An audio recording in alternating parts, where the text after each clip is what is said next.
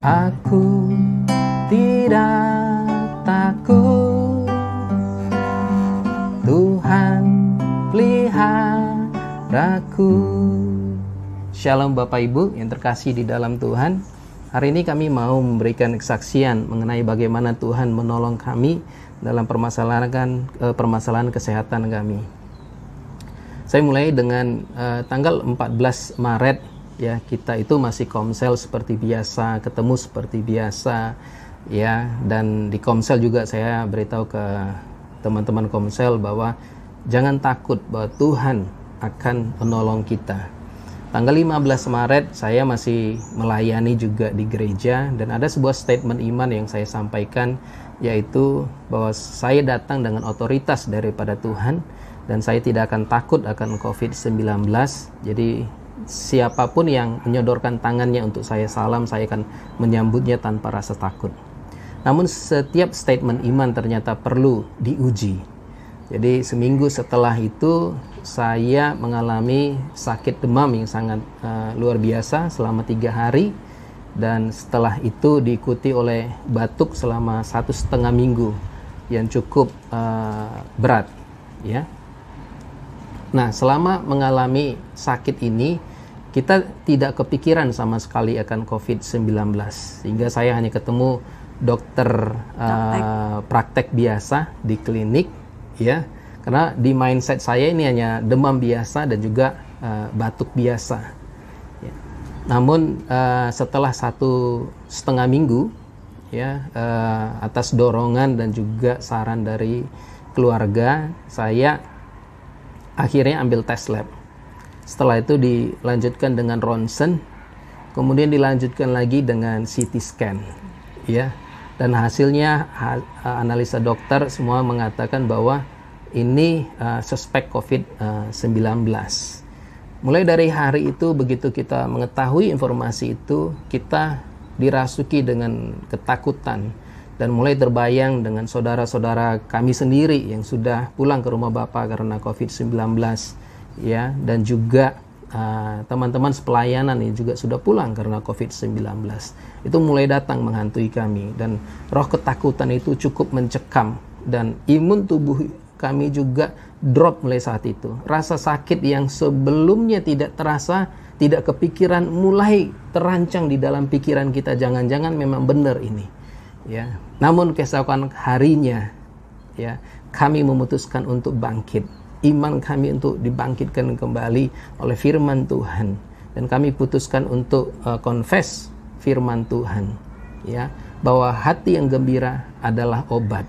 Karena sebelumnya kami tidak mengetahui informasi itu, kita fine-fine aja. Begitu mengetahui informasi itu langsung drop, dan kami putuskan untuk mau percaya kepada firman Tuhan. Saya dapat saksikan bahwa hari ini kesehatan saya dan juga istri sudah kembali pulih 100%, sekalipun hasil tes swabnya belum datang juga sampai hari ini. Tetapi yang paling penting adalah kami percaya bahwa kami sudah disembuhkan, karena kami tahu bahwa tubuh kami sudah sehat kembali, ya. Kuncinya bagi kesembuhan kami ada 3. Yang pertama, tentu karena Tuhan Yesus sudah membayarnya di kayu salib. Oleh bilur-bilurnya kita sudah disembuhkan. Yang kedua, hati yang gembira adalah obat. Dan yang ketiga, kami sangat sungguh diberkati oleh komunitas Kerajaan Allah yang selalu menghubungi kami setiap hari, ya, menguatkan kami dengan firman Tuhan. Oleh 3 poin ini kami disembuhkan. Dan Bapak Ibu, saya percaya kesaksian kami ini juga akan membawa berkat bagi orang lain, ya. Istri saya akan menambahkan, silakan. Sedikit kesaksian dari saya. Saat saya merawat suami saya selama hampir 1 minggu itu, saya masih oke, kondisi saya oke saja, dan saya juga dengan berani harus menyentuh dia, tapi memang saya harus cuci tangan juga, saya harus tetap ikuti prosedur seperti yang dikatakan pemerintah. Tetapi itu nggak ada yang bikin saya khawatir, nggak ada yang bikin khawatir. Saya memang khawatir melihat kondisi batuknya, tetapi nggak ada yang membuat saya begitu ketakutan, ya. Sampai suatu malam saya itu merasa ketakutan karena ada yang memberitahu banyak hal yang saya terima, berita-berita yang bikin saya takut, termasuk berita mengenai kepergian sepupu saya 2 orang karena COVID, dan itu begitu mengguncangkan hati saya gitu. Sebelumnya saya memang sudah batuk-batuk, saya udah merasa batuk-batuk, udah sakit di tenggorokan, tetapi begitu malam itu, tapi saya nggak demam, tapi begitu malam itu saya begitu ketakutan. Hari itu seharian itu saya ketakutan, begitu ketakutan, dan sampai malam hari saya nggak bisa tidur.